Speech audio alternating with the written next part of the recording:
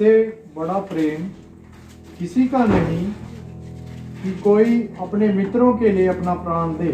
प्रभु का धन्यवाद हो प्रभु के वचन के पढ़े और सुने जाने के लिए। इससे बड़ा प्रेम किसी का नहीं कि कोई अपने मित्रों के लिए अपना प्राण दे। और इस बात में जो खास तौर पे जो बात है, प्रभु यीशु मसीह अपने चेलों को, शागिर्दों को मित्र कह रहे हैं, दोस्त कह रहे हैं।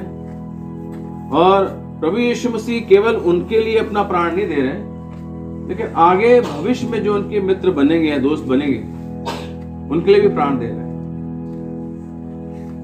और प्रभु ने यहाँ पर इस बात को बताया, एक डिग्री है या एक ऊंचाई है। प्रभु कह रहे हैं इससे बड़ा प्रेम किसी का नहीं, कोई अपने मित्रों के लिए अपना प्राण दे।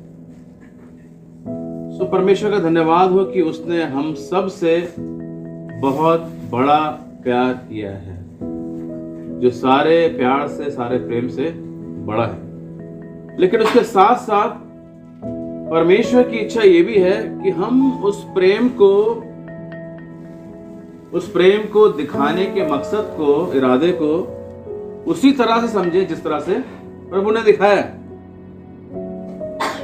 मान लीजिए हमारा कोई दोस्त है, कोई मित्र है, उसने हमारे लिए बहुत बड़ा काम किया और उसमें कोई स्वार्थ नहीं है। उसने दोस्ती के नाते बहुत बड़ा काम किया है, बहुत बड़ी कीमत चुकाई है। लेकिन जिस दोस्त के लिए किया है, अगर वो ना समझे तो दोस्त को कैसा लगेगा कि मेरे लिए इतना बड़ा किया है, काम किया है, सब कुछ किया है, और ये मेरा दोस्त उस बात को समझता नहीं कि मैंने उसके लिए क्या किया। एक और वचन जो हम सबको बहुत अच्छी तरीके से परिचित है, और मुझे लगता है बच्चों को भी याद होगा शायद, जॉन 3:16। किन बच्चों को याद है? बोल दिए कितने रेडी? 1 2 3।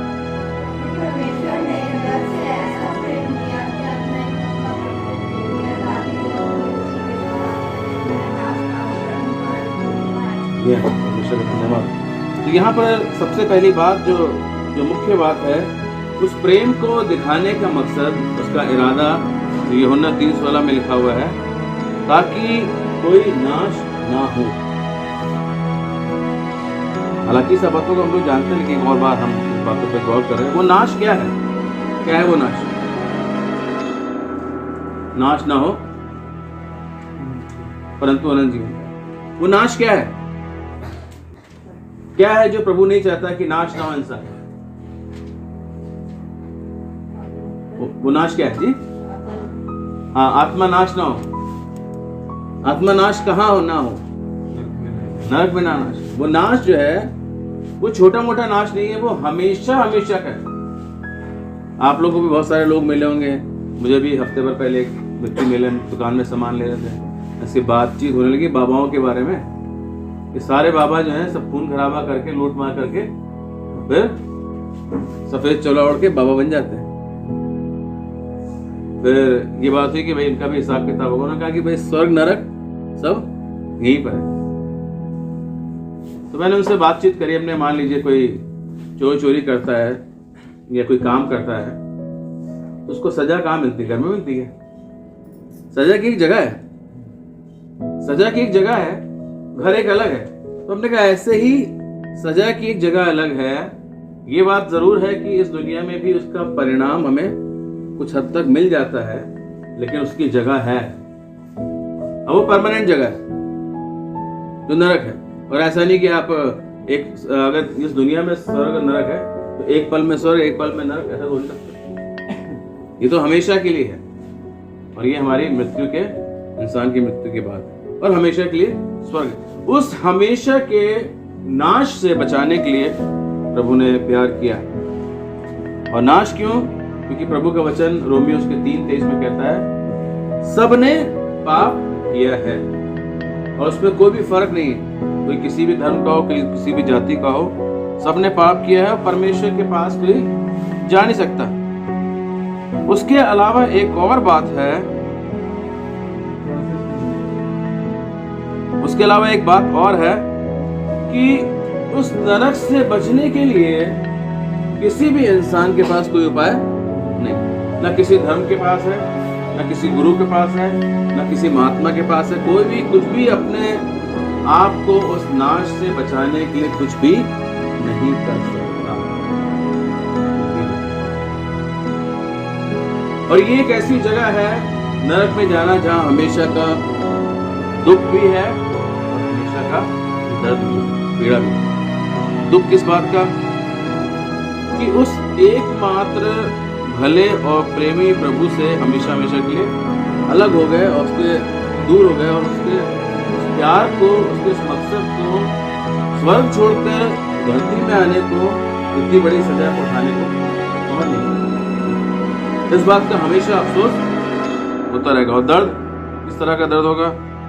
शैतान और उसके दूतों के जरिए और नरक में जो कुछ भी कीड़े वीड़े पड़े हैं, जो मरते नहीं हैं और काटते रहते हैं, पीड़ा देते रहते हैं, उन सब में पड़े रहने के लिए दर्द होने की वजह से प्रभु ने चाहा कि कोई नाश ना हो।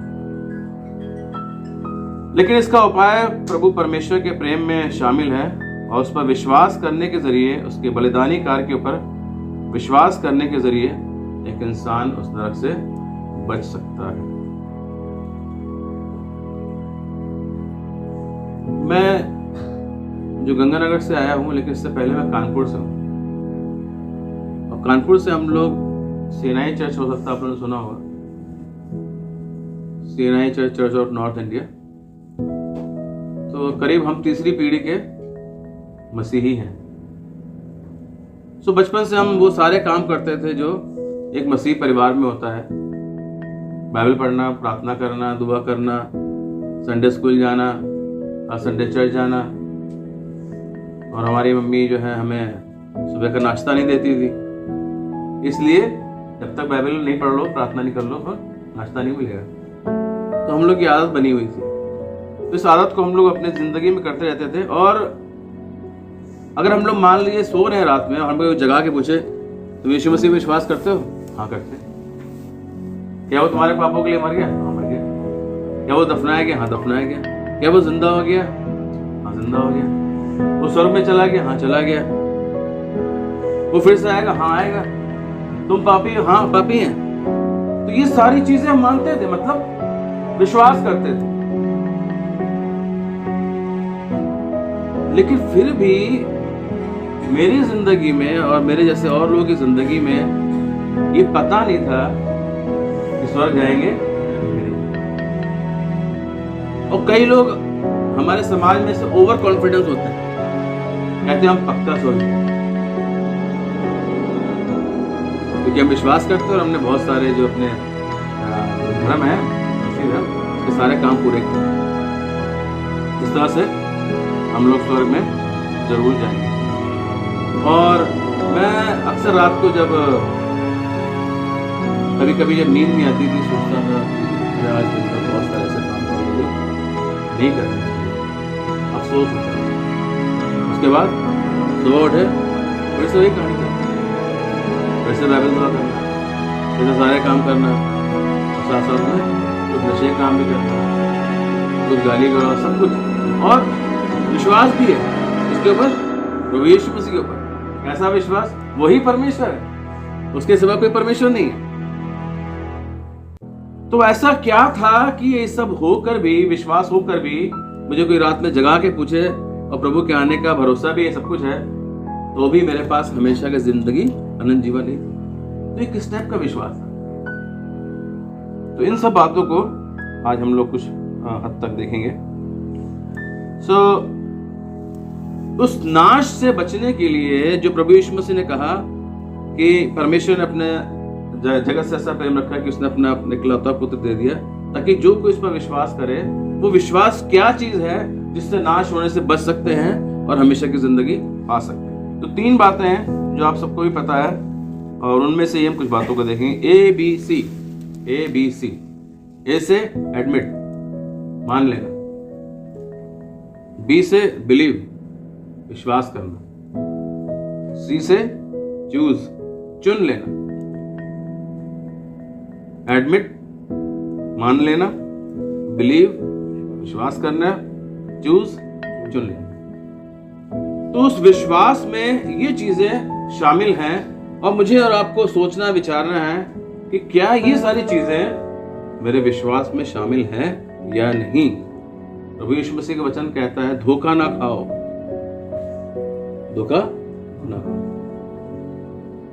जिंदा रहते हुए अगर हम धोखे से बच गए तो अच्छा है, नहीं तो बहुत सारे ऐसे लोग हैं जो धोखा खा रहे हैं और धोखे के साथ जिंदगी बिता रहे हैं। देख किया जाएगा, जो होगा ये होगा वो होगा। वहां जाकर ऐसे एक अमीर आदमी के बारे में सुना हमने लूका 16 अध्याय। और अमीर आदमी कौन था वो? उसने व्यवस्था की बात जब स्वर्ग में चल रही है फिरदौस में, अब्राहम ने से पूछा कि इसको भेज दो लाजर को धंधा करके। तो अब्राहम ने क्या कहा, उनके पास व्यवस्था। इसका मतलब वो कौन व्यक्ति था? यहूदी व्यक्ति था या इजरायली व्यक्ति था? इजरायली व्यक्ति जिसको जन्म से बहुत सारे वचन याद होंगे, बहुत कुछ करते हैं, सारा काम करते हैं, सच्चे जिंदा परमेश्वर को मानते हैं और उसको तो यकीन होगा हम लोग तो परमेश्वर के लोग हैं। पूरी दुनिया में अगर कोई परमेश्वर की प्रजा है तो हम लोग ही हैं। और आज हमारे ईसाई समाज में भी लोग ये सोचते हैं अगर पूरी दुनिया में कोई परमेश्वर के लोग हैं तो हम लोग हैं, इसलिए स्वर्ग का हक जो है हमारा ही है। वो भी यही सोच रहे हैं। जहाँ आंख बंद और जहाँ आंख खुली तो उसने सोचा भी नहीं होगा कि मैं वहां चला गया। पूरा का पूरा विश्वास कूट कूट के उसके अंदर भरा हुआ, फिर भी वहां चला गया। आज 2026 चल रहा है, अभी भी वो तड़प रहा है। 2026 हो गया और अभी लाजर आनंद कर रहा है। ठीक है, तो ऐसा क्या हो गया उसके अंदर? सबसे पहली बात मान लेना कि मैं, वो एडमिट करना का मतलब क्या है? मान लेना कि मैं एक पापी हूं। जिस तरह से मैंने बताया कि मैं बचपन से मानता है, लेकिन उसमें एक बात है, सुसमाचार में जब हम पढ़ते हैं मत्ती उसका 3रा अध्याय, इस बात से शुरू होता है। यूहन्ना बपतिस्मा दाता भी कहते हैं मन फिराओ, मन फिराओ क्योंकि स्वर्ग का राज निकट आया है। और जब इजरायलियों ने इस बात को, इस संदेश को सुना तो उन्होंने सोचा हम लोग तो परमेश्वर की प्रजा हैं, स्वर्ग जाने के लिए मन फिराने की क्या जरूरत है? तो क्या है मन फिराओ, जिसको अपने उर्दू में बोल देते हैं तौबा करना। तो मन फिराओ तौबा क्या है? इसलिए क्या हुआ, फरीसी और सदूकियों में से भी बहुत सारे लोग आ गए और उन्होंने सोचा कि जो संदेश यूहन्ना बपतिस्मा दाता प्रचार कर रहा है और कह रहा है कि मन फिराओ और उसके बाद पानी बपतिस्मा लेना, मतलब जो आपने कर लिया है उसको समाज के सामने प्रकट कर रहा है, अंदरूनी विश्वास को। लेकिन क्या हुआ देखिए, मत्ती उसका 3रा अध्याय 7वां वचन, जब उसने, मत्ती 3:7, जब उसने बहुत से फरीसियों और सदूकियों को बपतिस्मा के लिए अपने पास आते देखा, उनसे कहा, हे सांप के बच्चों, धर्म गुरु लोग आ रहे हैं जिनका ओहदा, जिनका पद समाज में कितना बड़ा है, जिनसे लोग शिक्षा लेते हैं और जो वो कहते हैं वही करते हैं। यूहन्ना बपतिस्मा दाता भरे समाज में कह रहे हैं हे सांप, क्या होगा? करंट लग गया होगा ना, अभी खत्म कर दें इसको, यूहन्ना बपतिस्मा दाता को बोल दिया। लेकिन उसके साथ साथ दूसरी बात है, लोग भी सोचेंगे ये बात यूहन्ना बपतिस्मा दाता कहना था, ऐसा क्यों कहते? अब आप भी बताइए ऐसा क्यों कहते? उसी के आगे जवाब है, अगर देख सकते हैं। हाँ, तो ये इसको कहते हैं पश्चाताप के बिना विश्वास, तौबा के बिना विश्वास। उन्होंने यूहन्ना बपतिस्मा दाता की बात के ऊपर विश्वास किया। क्यों? आगे क्या लिखा है, हे सांप के बच्चों, तुम्हें किसने जता दिया कि आने वाले क्रोध से भागो? मतलब पाप के कारण से जो क्रोध आ रहा परमेश्वर का, उससे बचने के लिए तुम आगे चलो बपतिस्मा ले लो, शायद नहीं पार हो जाएगी। आने वाले क्रोध से भागो। लेकिन उनके अंदर क्या नहीं था? पश्चाताप नहीं था। विश्वास तो था, परमेश्वर को मानते थे, परमेश्वर के बारे में बताते थे, प्रजा उनकी सुनती थी, सब कुछ था। और यही बात मेरी जिंदगी में भी थी। विश्वास तो था लेकिन पश्चाताप या तौबा नहीं था, जैसा भाई ने बताया। और आगे भी लिखा है 8वें वचन में, इसलिए मन फिराव के योग्य फल लाओ। यूहन्ना बपतिस्मा दाता को परमेश्वर ने ऐसा ज्ञान दिया कि सामने आने वाले फरीसी सदूकियों के दिल को उसने पहचान लिया। ये सिर्फ बपतिस्मा लेने आए, अगर नहीं लेने आएंगे तो क्या होगा? अगर बपतिस्मा लेने नहीं आएंगे तो क्या होगा? अच्छा, आप धर्मगुरु इतने शुद्ध हैं, पवित्र हैं, आपने कोई पाप नहीं किया, तो अब समाज को कैसे बताएं? तो हम भी बपतिस्मा लेने आ गए। बपतिस्मा लेना पड़ेगा। नहीं चाहते नहीं थे, हम तो धर्मगुरु हैं, हम बपतिस्मा क्यों लें? लेकिन समाज के लोग क्या सोचेंगे कि आप अपने आप को धर्मी समझा रहे हैं, प्रकट कर रहे हैं, शुद्ध समझा रहे हैं कि आपके अंदर पाप नहीं है। उस बात से बचने के लिए ही बपतिस्मा लेने के लिए वो लोग आ रहे थे। इसलिए परमेश्वर की आत्मा ने प्रकट किया, उसने कहा, हे सांप के बच्चों। जैसे सांप ने क्या किया अदन की वाटिका में? धोखा दिया, बहका दिया। तो ये लोगों को बहका रहे थे, लेकिन धोखा किसको दे रहे थे? अपने आप। और आज कई लोग ऐसे कर रहे हैं, बहुत सारे धर्म के काम कर रहे हैं, बहुत सारी मीटिंग में जा रहे हैं, बहुत सारी सभा में जा रहे हैं, गाना गा रहे हैं, बजा रहे हैं, उछल रहे हैं, कूद रहे हैं, बहुत कुछ कर रहे हैं। अपने आप को एक झूठी शांति और तसल्ली दे रहे हैं और लोगों को भी समझा रहे हैं, देखो हम बहुत बढ़िया वाले विश्वास है, बहुत एक्टिव है, ब्रदरन कलीसिया की तरह नहीं जहां पे आत्मा है। आत्मा कहाँ है? यहाँ है, ब्रदरन कलीसिया में नहीं। आत्मा यहाँ है। वो अपने आप को झूठी तसल्ली दे रहे हैं और उनके कई लोगों के अंदर, मैं इसका मतलब मैं ये नहीं कह रहा हूँ ब्रदरन कलीसिया वाले बहुत बड़े स्वरूप हैं। हमारे ब्रदरन कलीसिया में बहुत सारे ऐसे लोग हैं जिन्होंने विश्वास कर लिया है, बपतिस्मा ले लिया है, लेकिन मैं सही बता रहा हूँ उन्होंने उद्धार नहीं किया। बड़ी बपतिस्मा करते हैं, कह रहे हैं कैसा विश्वास था। ये सिर्फ दिखाना चाह रहे थे कि हम भी भाई सबके साथ में हैं, तो इस खास में है, लेकिन हम समाज में कैसे दिखाएं? क्योंकि उनके अंदर तौबा पैदा नहीं हुई। मतलब एक ऐसा विश्वास जिसके अंदर तौबा पश्चाताप नहीं है। तो तौबा पश्चाताप है क्या चीज? मैं रोज रात में करता था, वो क्या था? तौबा नहीं थी क्या? पश्चाताप नहीं? वो क्या था? वो अफसोस था।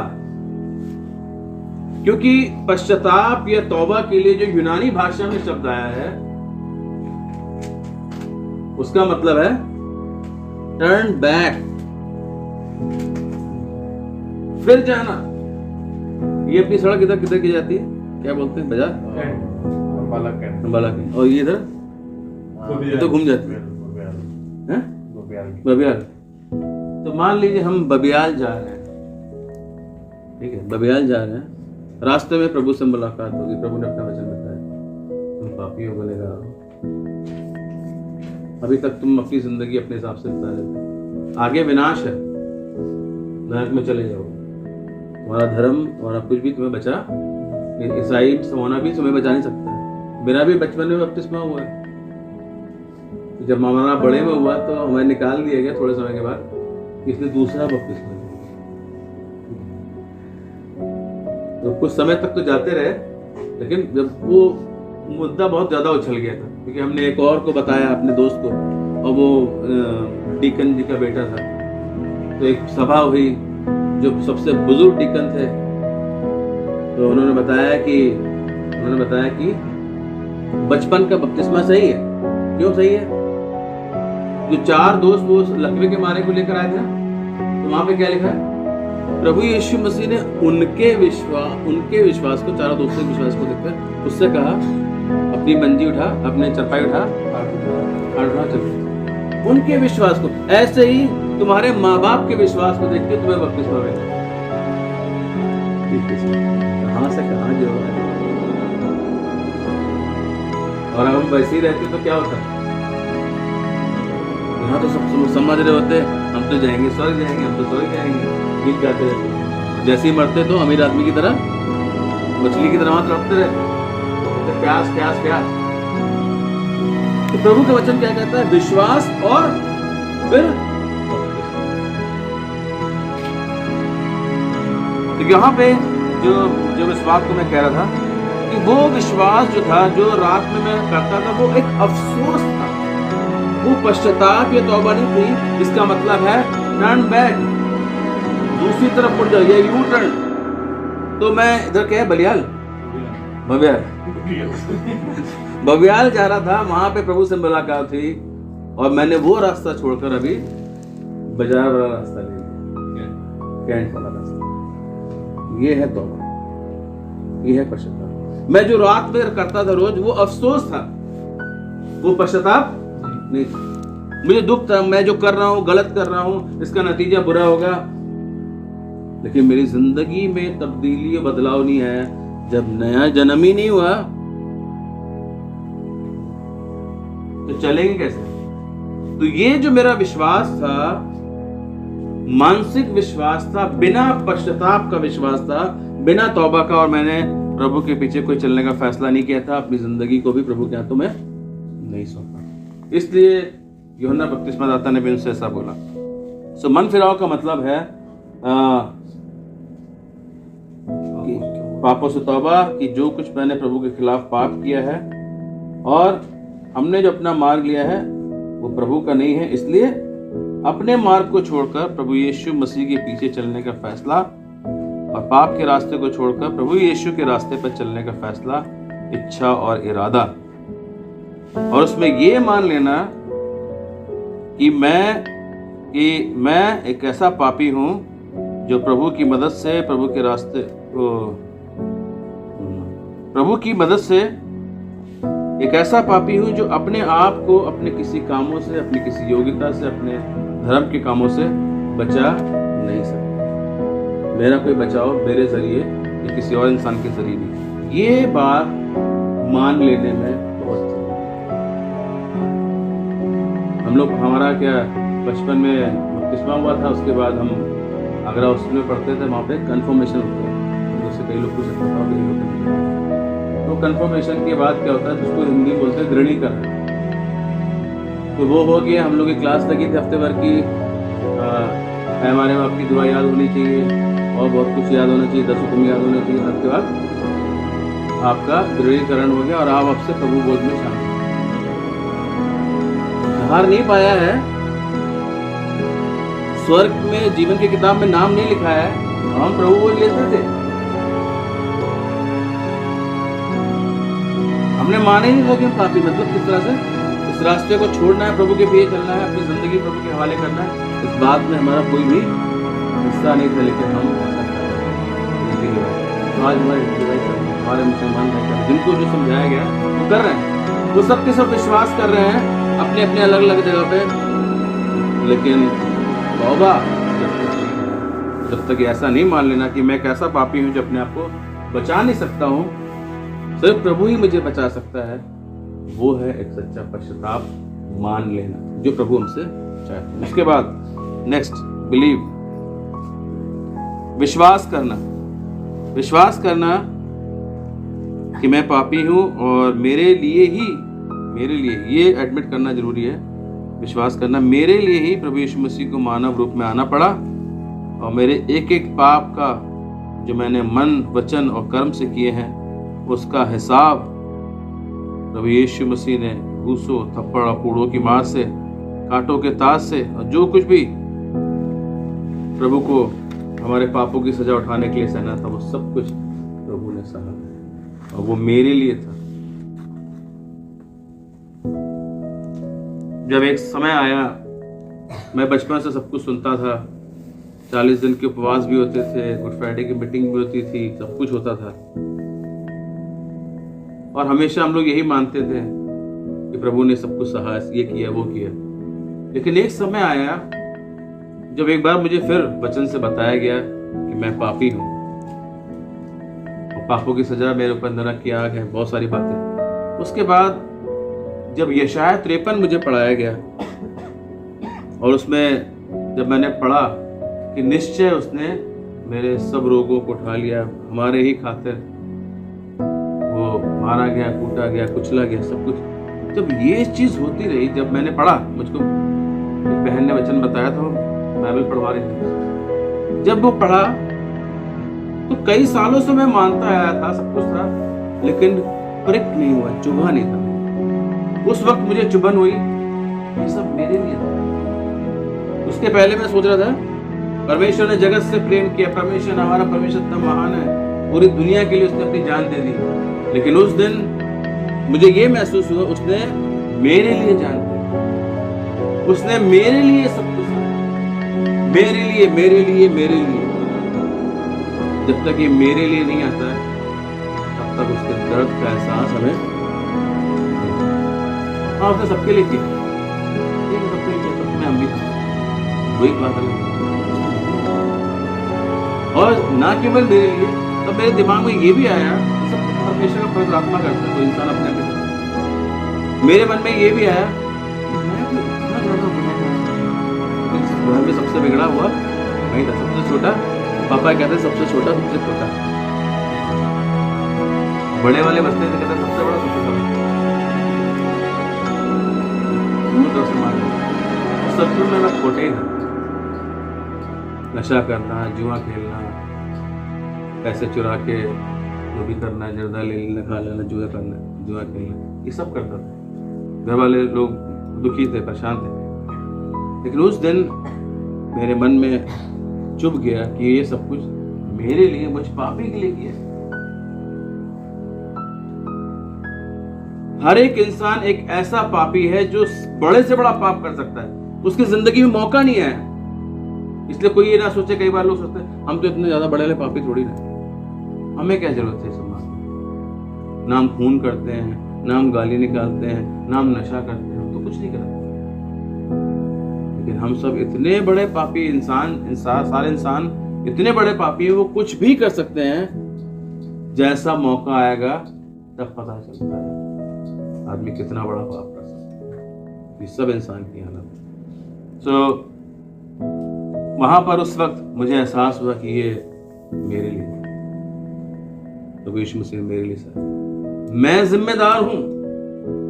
प्रभु यीशु मसीह के क्रूस का, प्रभु यीशु मसीह के कोड़े का, प्रभु यीशु मसीह के थूके जाने का मैं जिम्मेदार।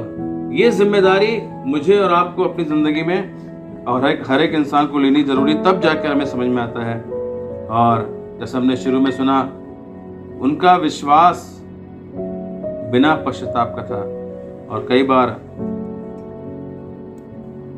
पश्चाताप होता है, अफसोस होता है, लेकिन विश्वास पूरा नहीं होता कि क्या प्रभु यीशु मसीह सचमुच में सारे मानव जाति के जो 2000 साल पहले मरा था, क्या आज उसके ऊपर विश्वास करने से गुनाहों की माफी मिल सकती है? क्या स्वर्ग जा सकते हैं?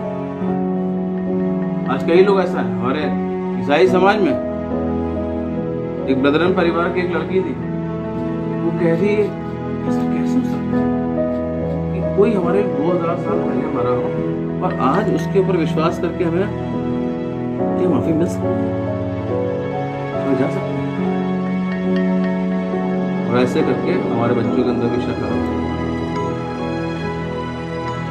तो ये कौन सा विश्वास है? इसमें पश्चाताप तो यहाँ मान लिया, विश्वास प्रभु यीशु मसीह के ऊपर पूरी तरह से ये विश्वास करना, यीशु मसीह ही परमेश्वर है, यीशु मसीह ही मुझे पापों की सजा से बचा सकते हैं, क्योंकि वो ही मेरे पापों के लिए उन्होंने दाम चुकाया, मारे गए, दफनाए गए। और वो ही है जो मौतों में से जिंदा हो गए, वो ही है जो जिंदा स्वर्ग में चले गए, और वो ही है जो हमें फिर से लेने के लिए वापस आने वाले हैं। और जब हमारा ये विश्वास है तो हम उम्मीद भी रखेंगे। तो विश्वास ही नहीं तो उम्मीद भी नहीं होगी। कई लोग कहते हैं विश्वास करते हैं सब कुछ है, लेकिन अगर हम कुछ से कुछ आपको प्रभु लेने आएगा, पता नहीं है। कॉन्फिडेंस हम तुम्हें क्या बता सकते हैं, पता नहीं। प्रभु की मर्जी ले जाए तो ले जाए। और हमारे हिंदू भाई से पूछते हैं तो कहते भगवान जाए ले जाए तो कई लोग मजाक में करते हैं, हम लोग जब अपने रिश्तेदारों से कभी बातचीत करते हैं, कहते हैं कोई बात नहीं, तुम जाओगे तो मैं खटोला पकड़ लेंगे, उसका पाँव हम भी आ जाएंगे। ये कब होगा, कैसे होगा, किसी को पता नहीं, और पलक झपकते ही होगा। कितने में आदमी वो जाने वाले नहीं सोच पाएगा कितने दिन में वहां पहुंच जाएगा, तो बाकी लोग क्या पता चलेगा। हमारा विश्वास पूरा, जैसे अपने उर्दू में कहते हैं, पुख्ता होना बहुत जरूरी है। और उसके बाद आखिरी बात है चुन लेना। ये एक ऐसी बात है, कई बार बहुत सारी बातों को लोग जान लेते हैं, समझ लेते हैं, लेकिन अपनाते नहीं। ठीक है, हमने जान लिया, हमने समझ लिया, हम चुनना नहीं चाहते। क्यों? क्योंकि वो इंसान कुछ और चुनना चाहता है। चुनने का मतलब क्या है? चुनने का मतलब है, हे ये प्रभु यीशु मसीह जिसके ऊपर मैंने विश्वास कर लिया, इसको अपनी जिंदगी में बुलाना। आज से तू मेरी जिंदगी का उद्धार करता। क्यों? क्योंकि तूने मेरे लिए अपनी जान दी। तू ही मेरे गुनाहों को माफ कर सकता, तूने मेरे गुनाहों को माफ कर दिया। प्रभु यीशु मसीह किस तरह से गुनाहों को माफ करते हैं? प्रभु यीशु मसीह गुनाहों को ऐसा माफ करते हैं जो हमेशा के लिए हमारी जिंदगी भर के होते हैं। ऐसा नहीं कि हमने आज पश्चाताप किया, तौबा करी, आज प्रभु ग्रहण किया तो अब तक के गुनाह माफ। अगर ऐसा होगा तो क्या होगा? हमें फिर भी नरक में जाना पड़ जाएगा, क्योंकि कल से फिर जिंदगी गिनती चालू हो जाएगी। क्योंकि प्रभु यीशु मसीह ने ऐसा उद्धार नहीं किया। प्रभु यीशु मसीह ने ऐसा उद्धार किया है कि हमारे जीवन भर के पापों की सजा को वो माफ कर देते हैं। तो प्रभु यीशु मसीह जो उद्धार देते हैं वो 3 चरण में है। पापों की सजा से छुटकारा, उसके बाद विश्वास जब हम कर लेते हैं तो पाप के स्वभाव से हमारा छुटकारा होता है। तीसरी बात है पाप की उपस्थिति से छुटकारा। प्रभु यीशु मसीह में लेने के लिए आएंगे तो हम फिर जब बदल जाएंगे तो फिर कभी पाप नहीं होगा। कई बार लोग कहते हैं भैया स्वर्ग से तो पाप चालू हुआ था, स्वर्ग में जाएंगे तो फिर भी पाप हो जाएगा, है ना? लोग कहते हैं। तो जब स्वर्ग में पाप हुआ, मतलब तीसरे स्वर्ग में जहाँ पे स्वर्गदूतों की पहुंच थी, वहां पर जब पाप हुआ उसको भूल गए, प्रोबेशनल पीरियड बोलते हैं ना। हाँ, प्रोबेशनल पीरियड एक ऐसा समय होता है जब किसी को नई नई नौकरी में रखते हैं तो उसको देखते हैं, हाँ भाई ठीक है आपको देखते हैं, उसके बाद अगर आप सही लगा तो आपको आपकी नौकरी पक्की होगी, लेटर दे देंगे। तो प्रोबेशनल पीरियड। तो स्वर्ग में एक ऐसा प्रोबेशनल पीरियड था कि ये स्वर्गदूत क्या करते हैं, तो उसमें से 1/3 ने शैतान के साथ मिलकर पाप कर दिया। उसके बाद जब वो गिरा दिए गए, उन स्वर्गदूतों को परमेश्वर ने सिद्ध कर दिया जैसा परमेश्वर है, कभी भी पाप नहीं कर सकते। ऐसे ही प्रोबेशनल पीरियड आदम हवा को मिला था जब उनको निर्दोष और निष्कलंक बनाया था, लेकिन उन्होंने पाप कर दिया। तो स्वर्गदूतों को, शैतान को तो गिरा दिया और हमेशा के लिए न्याय के लिए नियुक्त कर दिया। लेकिन मानव जाति के ऊपर प्रभु ने एक बड़ी दया करी, प्रभु यीशु मसीह का बलिदान का इंतजाम किया। तो हम लोग को जब प्रभु यीशु मसीह कलीसिया को ले जाएंगे तो उनको ऐसा बदल देंगे कि वो पाप नहीं कर पाएंगे। इसलिए स्वर्ग में पाप अब नहीं होगा, हमेशा के लिए स्वर्गदूतों को सिद्ध कर दिया है और ऐसे हमको सिद्ध कर देंगे। पाप की उपस्थिति हमारी जिंदगी से चली जाएगी। तो पाप की सजा से छुटकारा मिल गया, पाप के स्वभाव से छुटकारा मिलता जा रहा है और पाप की उपस्थिति से छुटकारा मिल जाएगा। इसलिए ये उद्धार एक अनोखा, पक्का और मजबूत उद्धार है। इसलिए वो आज से मेरा मुक्ति जाता है। और कई लोग यीशु मसीह को जब ग्रहण करते हैं तो सिर्फ उद्धारकर्ता करके ग्रहण करते हैं, लेकिन प्रभु क्या चाहते हैं कि हम उसको प्रभु करके भी ग्रहण करें। आइए हम निकालें कुलुस्सी की पत्री, उसका दूसरा अध्याय। और प्रेरितों काम के दूसरे अध्याय में भी है, पतरस कहते हैं कि यीशु मसीह को परमेश्वर ने यीशु को मसीह और प्रभु भी कराया। अब देखिए कुलुस्सी दूसरा अध्याय उसका 6 वचन। जैसे तुमने मसीह यीशु को प्रभु करके ग्रहण कर लिया है, वैसे ही करते रहो। जी हाँ, और उसी में जल पकड़ते और बस इतनी बात है। कुलुस्सियों का दूसरा अध्याय 6। जैसे तुमने मसीह यीशु को प्रभु करके ग्रहण किया। तो जब प्रभु को ग्रहण करते हैं, चूज करते हैं, अपनाते हैं, उसमें दोनों बातें जरूरी हैं, उद्धारकर्ता भी और प्रभु भी। अधूरा ग्रहण करना अधूरा उद्धार हो जाता है। कई लोगों ने कहा प्रभु तू मेरा उद्धार करता है, लेकिन उनकी जिंदगी का प्रभु, उन्होंने प्रभु करके ग्रहण ही नहीं किया। प्रभु करना मतलब क्या है? प्रभु को ग्रहण करने का मतलब है, प्रभु करके ग्रहण करने का मतलब है, मेरी जिंदगी, मेरे सोच, मेरे विचार, मेरे फैसले, मेरी हर एक बात के ऊपर कौन प्रभु है? प्रभु यीशु मसीह। उसके पहले कौन था प्रभु? मैं था, या मेरे रिश्तेदार थे, या मेरे परिवार के लोग थे, या शैतान था, या मेरे समाज के लोग थे। लेकिन अब मेरी जिंदगी का प्रभु वो है, मैंने उसको इस तरह से ग्रहण किया है। तो क्या हमने उसको अपना प्रभु करके ग्रहण किया? अगर नहीं किया है तो उनकी जिंदगी में आपको प्रभुता दिखाई नहीं पड़ेगी। उनकी जिंदगी में उनकी ही प्रभुता दिखाई पड़ेगी, या रिश्तेदारों की पड़ेगी, या पति की पड़ेगी, या पत्नी की पड़ेगी, या सास की पड़ेगी, ससुर की पड़ेगी। और हमारे जो ससुर जी कहते हैं भाई तुम विश्वास मत करो, इसलिए हम संगत में नहीं आए। ब्रदर माफ कर दीजिए, आपने उसको प्रभु करके ग्रहण नहीं किया। आपके प्रभु कौन है? ससुर जी है। आपकी जिंदगी के लिए, स्वर्ग और नरक जाने के लिए कौन फैसला लेगा? ससुर जी लेंगे, सास लेगी, पत्नी लेगी, या पति लेगा, या रिश्तेदार लेंगे, या समाज लेगा। और उसके बाद जब न्याय होगा तो ये सब लोग आ जाएंगे आपको बचाने के लिए। आ जाएंगे ना? अरे छोड़ दीजिए, तो मेरी बात में मैंने बोल दिया था, इसको छोड़ दीजिए, ये मेरी बहू है, ये मेरा बेटा है, ये मेरी बेटी है, ये मेरी पत्नी है, मेरे रिश्तेदार है, हमारे समाज के लोग, इनको छोड़ दिए प्रभु। छोड़ देगा प्रभु? वो कहेंगे भाई तुम भी अभी तुम्हारी लाइन भी आ रही है, बारी आ रही। कई लोगों ने यही चाहते, वो मेरा मुक्ति आता है, पापों की सजा से आजाद।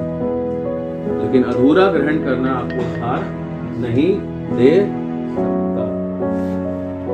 उसको अपनी जिंदगी का प्रभु भी बनाना पड़ेगा। इसलिए क्या होता है, कई लोग ग्रहण कर लेते हैं तो जर्दा नहीं छूटता, खैनी नहीं छूटती। क्यों? प्रभु कोई और है। और लोग क्या सोचते हैं, तुमने विश्वास किया, तुमने छूट नहीं रहा। बदनामी किसी होती है तो उनके प्रभु के पास प्रार्थना की ना, ये तुम अर्थ निकलेगा। उनका प्रभु जर्दा नहीं छुड़ा था, दारू नहीं छुड़ा था, सिगरेट नहीं छुड़ा था, तो काहे का प्रभु है वो? प्रभु का मतलब क्या है? जो प्रभुता करता, रूल करता है। प्रभु के पास ऐसा कोई काम नहीं जो ना कर सके। मैंने जिस वक्त प्रभु ग्रहण किया, मेरी जेब में खैनी, क्योंकि मैं छोटी उम्र का मैं खैनी बना कर उसके सामने बनाएंगे, उसका मिलता लगे बड़े बड़े तो कोई बात नहीं, और मेरी जेब में पड़ी। उसके बाद ग्रहण करने के बाद मेरे अंदर बड़ी खुशी, बस धोखापन महसूस हो रहा। कभी ऐसा हुआ नहीं? करते करते फिर अपने घर पहुंच गए, होते होते घंटा बीत गया। घंटा बीतते ही तलब लगने लगी है। तो मैंने अपने भाई से कहा मुझे तलब बकरी खाना है। उसने कहा तुमने प्रभु को ग्रहण किया, तुम खाओगे?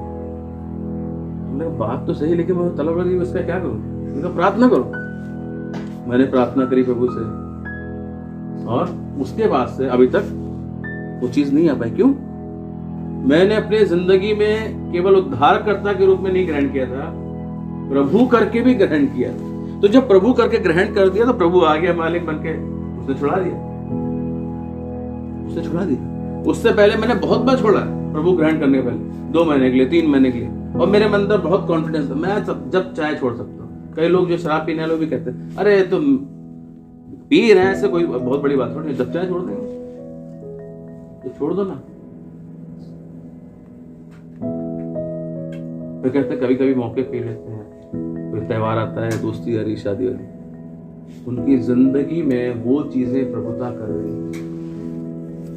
तो जब प्रभु करके ग्रहण करते तो प्रभु उनको निकाल के बाहर करते। हमने प्रभु करके ग्रहण किया, हमने सौंप दिया सब कुछ। जब हम सौंप देते हैं तो सब कुछ छूटता चला जाता है, बदलते जाते हैं। ये है नया जीवन। जो बदला नहीं है वो नया नहीं है। एक वचन और पढ़ेंगे, पहला यूहन्ना उसका 3 अध्याय। फर्स्ट जॉन चैप्टर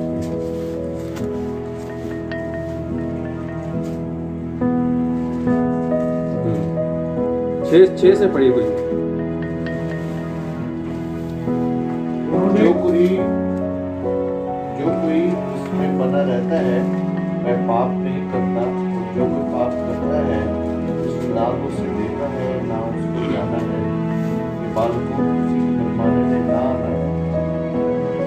जो धर्म के काम करता है वही उसके समान नहीं है, और जो कोई पाप करता है वह शैतान की ओर से है, क्योंकि शैतान आरंभ से ही पाप करता हुआ आया। परमेश्वर का पुत्र इसलिए प्रकट हुआ शैतान के कामों को नाश करे। जो कोई परमेश्वर से जन्मा है वह पाप नहीं करता, क्योंकि उसका बीज उसमें बना नहीं रहता, और वह पाप कर भी नहीं सकता, क्योंकि परमेश्वर से जन्मा है। वो पाप कर ही नहीं सकता जो परमेश्वर से ऐसे किसी इंसान को देखा तो पाप कर ही नहीं सकता। विश्वासी अपने ऊपर पालन भी करते हैं, आप करते नहीं करते हैं, मैं भी करता हूं। लेकिन पहले के पाप में और अब के पाप में बहुत फर्क है। लेकिन यहाँ पे लिखा है जो परमेश्वर से जन्मा है वो पाप नहीं करता, और ये भी लिखा है पाप कर ही नहीं सकता। क्या मतलब इसका? 6 वचन में हमने शुरुआत में पढ़ा, जो कोई उसमें बना रहता है वो पाप नहीं करता। अगर किसी ने सचमुच में नया जन्म पाया है, अगर किसी ने सचमुच उद्धार पाया है, अगर किसी का नाम सचमुच में जीवन की किताब में लिखा है, तो वो पाप तो करेगा क्योंकि पाप का स्वभाव है, लेकिन पाप में बना नहीं रहेगा। जो पाप में बना ही रहता है, इसका मतलब है वो परमेश्वर से जन्मा नहीं, किसी प्रकार का भी पाप। हमारे उधर एक माते हैं भाई साहब, उनका बपतिस्मा भी हो गया, दूसरी बार भी हो गया। उनको मुझे लगता है कम से कम 5-6 साल से ऊपर हो गया, अभी तक वो जर्दा छोड़ी, मतलब कहनी नहीं छोड़ा, 5-6 साल से ऊपर हो गया। उसको अफसोस होता, बहुत रोता है, सब कुछ रहता है। तो मुझे अभी समझ में आ रहा है, ऐसा लगता है कि उसने उद्धार पाया ही हुआ,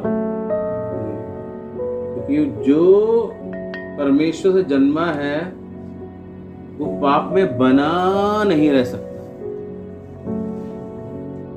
तो ये बहुत खतरे की बात है। इसमें शर्मिंदा होने वाली बात नहीं है। शर्मिंदगी से क्या फायदा होगा?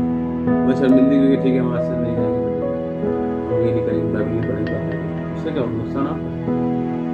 शर्मिंदा होने के बजाय हमें प्रभु से पूछना है, प्रभु मेरे उद्धार में जो कमी रह गई उसको दूर करके मेरा उद्धार भी पूरा हो जाए और इस मुसीबत से भी मेरा छुटकारा हो जाए।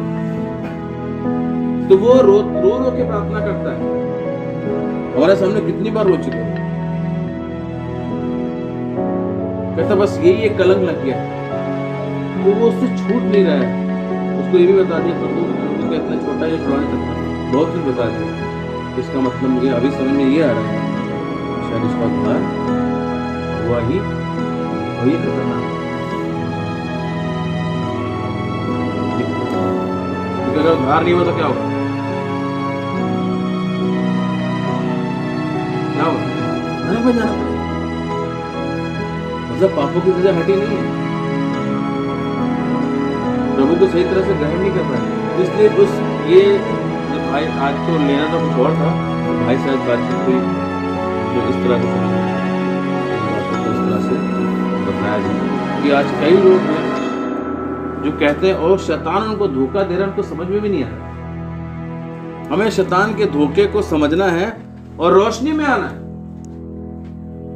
ज्योति में आना है और ज्योति में चलना। मुझे पता होना चाहिए वचन के आधार पर, मेरे आधार पर नहीं, मेरे कामों के आधार पर नहीं, मेरे धर्म के आधार पर नहीं, मेरे रीति रिवाज के आधार पर नहीं, मेरे तौर तरीके के आधार पर नहीं, वचन के आधार पर कि मैं स्वर्ग में जा रहा हूं। और उसके लिए परमेश्वर का आत्मा भी मेरे अंदर गवाही देना चाहिए कि मैं परमेश्वर की हमारे जब रिश्तेदारों से हम बातचीत करते हैं, कहते हैं हम स्वर्ग जाएंगे। कैसे जाओगे? क्योंकि हमने सारे काम कर दिए, हमने कन्फर्मेशन हो गया, हमारा बपतिस्मा हो गया, हमने ये कर दिया, हमने वो कर दिया। ये उनके पास आधार है, मतलब धर्म का आधार। धर्म के आधार से कोई नहीं जाएगा। अगर धर्म के आधार से कोई जाएगा तो फिर प्रभु की कृपा की जरूरत नहीं है।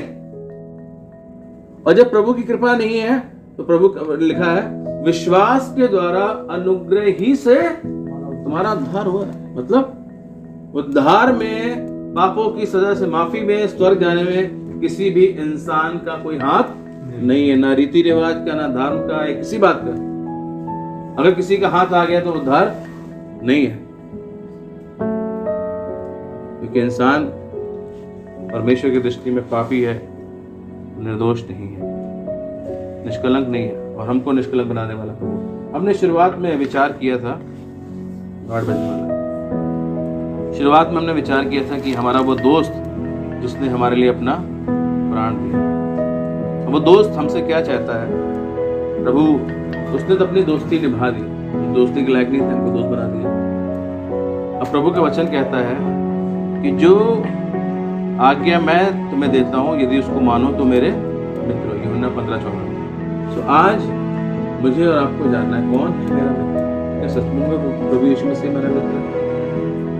याकूब की पत्री में, याकूब 4:4 में लिखा हुआ है, हे व्यभिचारिणियों, संसार से मित्रता करना परमेश्वर से बैर करना है। अतः जो कोई संसार का मित्र होना चाहता है वो अपने आप को परमेश्वर का बैरी बनाता है। तो संसार से मित्रता का मतलब क्या है? वही पुराना पाप का रास्ता, परमेश्वर के विरोध में मन, वचन और कर्म से कामों करना। आज भी परमेश्वर को पूरी जिंदगी समर्पित ना होना,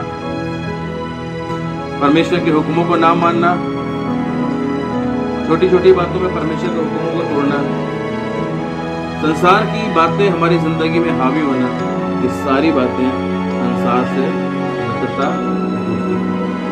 मुझे और आपको अपनी जिंदगी में देखना है मेरी दोस्ती किसके साथ? क्या उस दोस्त से जिसने सब कुछ कुर्बान कर दिया, सब छोड़कर इस दुनिया में आ गया, या फिर संसार से जिसने मुझे सिर्फ नाश दिया है, विनाश दिया है? अगर हम परमेश्वर से प्यार करते हैं हम उसके हुक्मों को मानें। अगर परमेश्वर हमसे प्यार करता है तो उसने अपने पुत्र को कुर्बान कर दिया। अगर हम उससे प्यार करते हैं हम उसके हुक्मों को मानें।